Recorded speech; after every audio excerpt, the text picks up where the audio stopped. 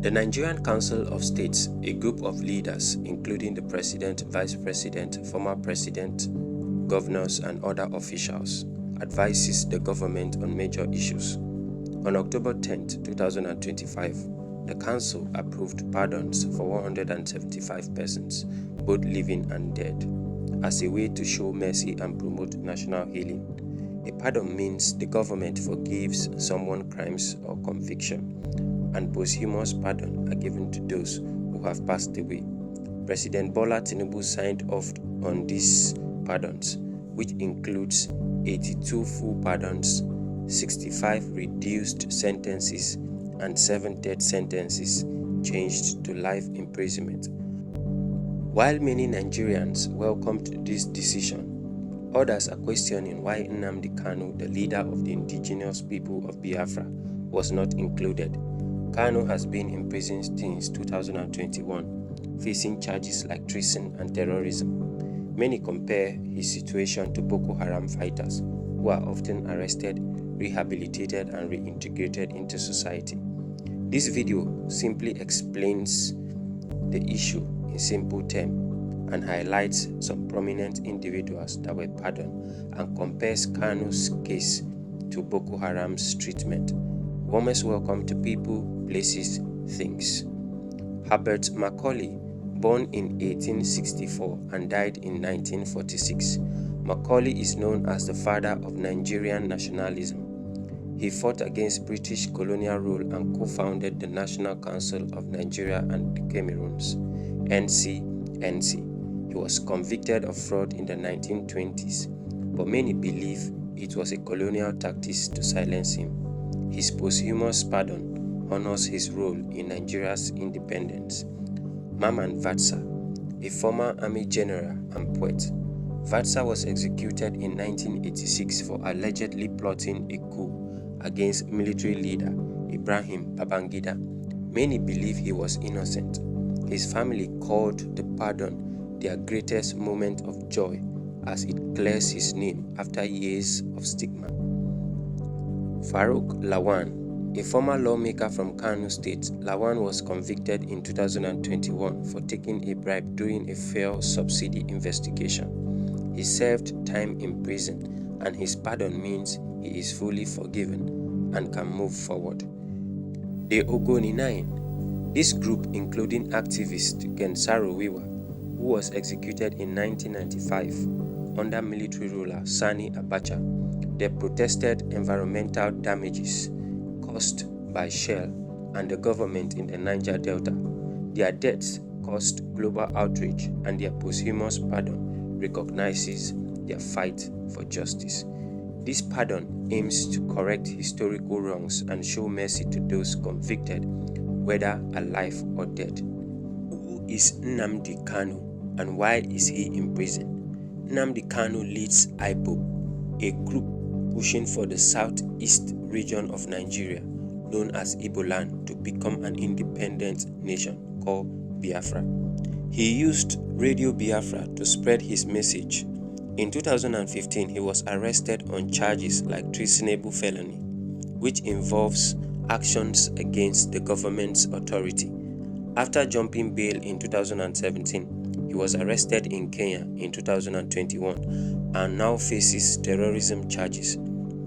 The government labels IPOB a terrorist group, accusing it of violence, but Kanu insists his movement is peaceful and seeks self-determination. Kanu remains in detention at the Department of State Services DSS facility, and his trial is ongoing. In 2022, an appeal court discharged him, but the government appealed to the Supreme Court.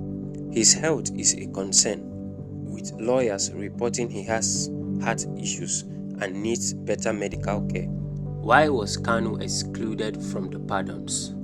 The government hasn't explained why Nnamdi Kanu wasn't included in the pardons. Some people think it is because his case is still in court and he hasn't been convicted yet. Others believe it is unfair and might be because of his ethnicity. Activists and politicians are criticizing the government, saying Kanu's detention is unjust and he should be released. Politics may also play a role. Some Southeast leaders might worry that Kanu's release could challenge their influence, as IPOB has strong support in the region. The government views IPOB as a threat to Nigeria's unity, unlike Macaulay or Saro-Wiwa's case, where pardons addressed past wrongs without current political risks. In comparing Kanu's case to Boko Haram, many Nigerians see a double standard when comparing Kanu's situation to Boko Haram, a terrorist group in northern Nigeria. Since 2009, Boko Haram has killed thousands, bombed communities, and kidnapped people, including the Chibok girls. Their crime includes murder, terrorism, and attack on civilians and security forces. Through a program called Operation Safe Corridor, the government allows repentant Boko Haram members to surrender, undergo de-radicalization, to reject violence and reintegrate into society. Some even join the military or get jobs with the goal of ending the insurgency. Kanu's alleged crimes are different. He is accused of hate speech, inciting violence, and leading a group that threatens Nigerians' unity. Some claim IPOB's action have caused death through clashes with security forces, but Kanu says it is self-defense. Certain northern groups argue Kanu's actions are worse than Boko Haram because they challenge national unity. However, others counter that IPOB seeks peaceful self-determination, unlike Boko Haram's mass killing. The question many ask is, why are Boko Haram fighters who commit violent crimes rehabilitated while Kanu remains in prison without a final conviction?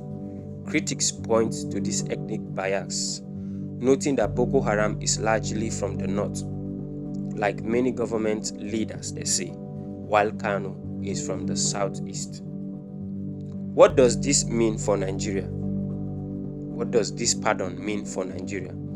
The pardon for figures like Macaulay, Vatsa, and the Ogoni 9 shows a commitment to national justice and healing old wounds. However, excluding Kanu raises concern about fairness, especially when compared to Boko Haram's treatment. This could deepen tensions in the southeast, where protests and violence linked to IPOB continue. Some believe releasing Kanu could help bring peace. As Nigeria moves forward, treating everybody fairly under the law is crucial for unity. For now, Kanu's supporters and others are watching closely, hoping the government addresses these concerns that are concerns to our national unity.